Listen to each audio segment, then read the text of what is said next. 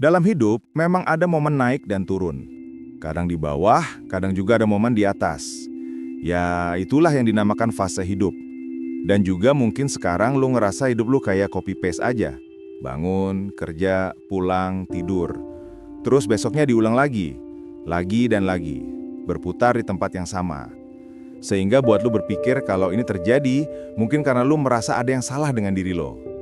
Tenang aja, ini semua terjadi bukan karena lu malas, bukan juga karena lu nggak punya tujuan, tapi karena semuanya sudah jadi otomatis. Hidup lo udah bisa dinamakan autopilot. Lu jalan, tapi nggak ngerasa gerak. Lu senyum, tapi nggak ngerasa bahagia. Dan di antara rutinitas itu, lu mulai kehilangan satu hal yang dulu bikin hidup lu berarti. Makna hidup.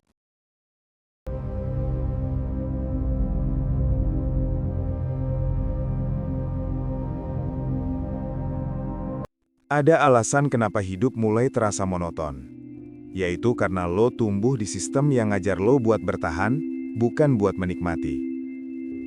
Lo dibiasain buat jalan terus, bahkan ketika hati lo udah nggak ikut. Sekolah ngajarin lo disiplin, tapi lupa ngajarin lo cara berhenti. Pekerjaan ngajarin lo tanggung jawab, tapi nggak ngajarin lo cara bernapas. Dan pelan-pelan, lo mulai nganggep bahwa kelelahan itu hal yang normal, sampai lo lupa rasanya bagaimana cara hidup dengan sadar. Ini bukan berarti lo gagal, tapi lo cuma terlalu sibuk ngejar hidup, sampai lo lupa buat ngerasain makna dari hidup itu sendiri. Pernah dengar istilah penjara yang tenang? Jangan sampai kita udah di fase ketika hidup jadi penjara yang tenang.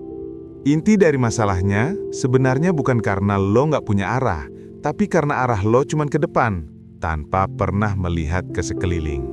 Ketika bangun tidur, buka HP, kerja, rapat, ngerjain tugas, ngurus keluarga, dan lo pikir, ya emang begini hidup, dan mulai merasa hidup lo itu gini-gini aja, monoton.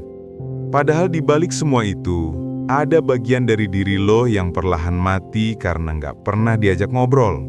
Lo kehilangan rasa takjub dan syukur atas hal-hal kecil, seperti kopi yang dulu lo nikmatin, langit sore yang dulu lo liatin, suara orang terdekat yang dulu bikin tenang, semua berubah jadi latar belakang yang nggak pernah lo sadari lagi. Lo sibuk bertahan, tapi nggak pernah merasa benar-benar hidup. Lo terus melangkah, tapi nggak pernah ngerasa sampai ke tujuan. Dan tanpa sadar, rutinitas yang dulu lo bangun buat menjaga stabilitas, berubah jadi tembok yang ngurung kebebasan lo secara perlahan. Itulah yang dinamakan, ketika hidup jadi penjara yang tenang. Coba deh, lo coba jujur terhadap diri sendiri. Kita refleksikan diri kita sendiri, tanpa memandang orang lain. Kapan terakhir kali lo bener-bener ngerasa hidup? Bukan karena dapat uang, bukan karena liburan, tapi karena lo ngerasa, gue tenang, gue hadir, gue cukup. Kapan terakhir kali lo makan tanpa lihat layar? Atau jalan tanpa mikirin kerjaan? Atau ngobrol sama orang tanpa buru-buru bales notifikasi di handphone? Sekarang, lo bisa aja punya semua hal yang lo pengen. Lo bisa aja punya semua itu. Tapi kapan lo merasa hidup lo itu berarti? Kapan lo nggak ngerasa punya diri lo sendiri? Sampai kapan hidup di waktu yang seperti itu? Lo terus ngejar jadwal, tapi kehilangan arah. Lo punya stabilitas, tapi kehilangan rasa.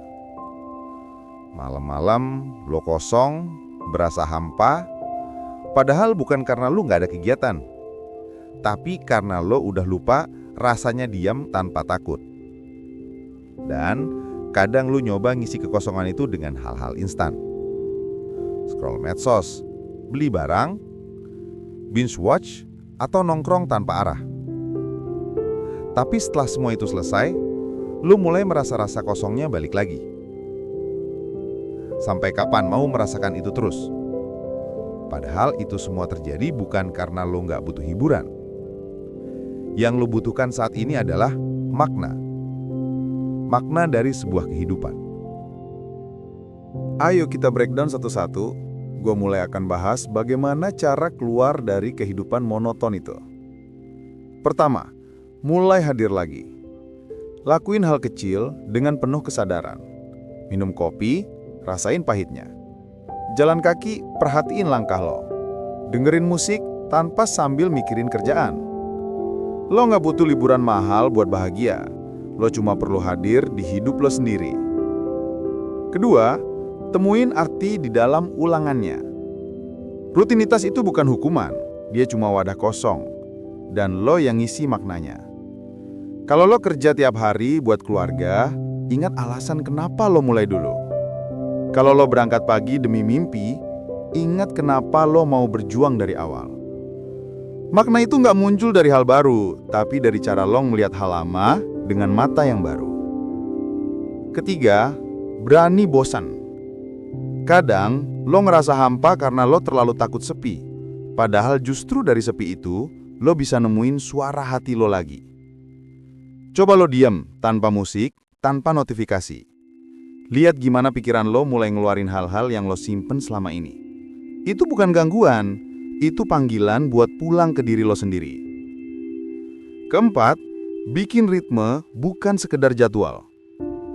Bedanya ritme sama jadwal adalah ritme punya jiwa.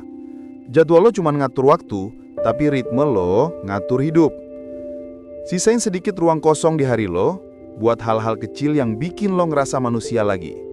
Baca buku, tulis jurnal, ngobrol sama orang yang lo sayang, atau sekedar diem tanpa rasa bersalah. Kelima, syukuri hal yang berurang. Lo tahu kan kenapa rutinitas lo terasa berat? Karena lo lihatnya sebagai kewajiban, bukan kesempatan. Padahal, bangun pagi hari ini juga bentuk keberuntungan. Rutinitas yang lo keluhin hari ini adalah hal yang dulu lo doain bisa lo punya. Keenam, pelan-pelan saja. Karena lo nggak harus tiba-tiba bahagia. Hidup itu bukan soal kecepatan, tapi kesadaran. Pelan-pelan bukan berarti lo berhenti. Tapi ketika lo mulai jalan dengan arah yang lebih jelas. Mungkin sekarang hidup lo ngebosenin, tapi jangan buru-buru nyalain hidupnya. Coba lihat lagi. Mungkin bukan hidup lo yang berubah, tapi cara lo ngelihatnya aja yang mulai kabur. Karena makna itu nggak pernah hilang. Dia cuma ketutupan sama rutinitas yang terlalu cepat. Dan tugas lo sekarang bukan nyari hal baru, tapi belajar ngelihat hal lama dengan rasa syukur yang baru. Jadi, malam ini berhenti sebentar. Tarik napas, lihat sekeliling, dan tanya ke diri lo sendiri. Gue beneran hidup atau cuma bertahan? Kalau lo ngerasa video ini nyentuh lo, tinggalin komentar lo di bawah. Hal kecil apa yang pengen lo syukurin hari ini? Dan jangan lupa subscribe, biar lo selalu ingat kalau lo nggak harus punya hidup besar buat ngerasain maknanya. Kadang cukup dengan hidup pelan dan sadar bahwa lo masih punya kesempatan buat ngerasain hidup itu sendiri.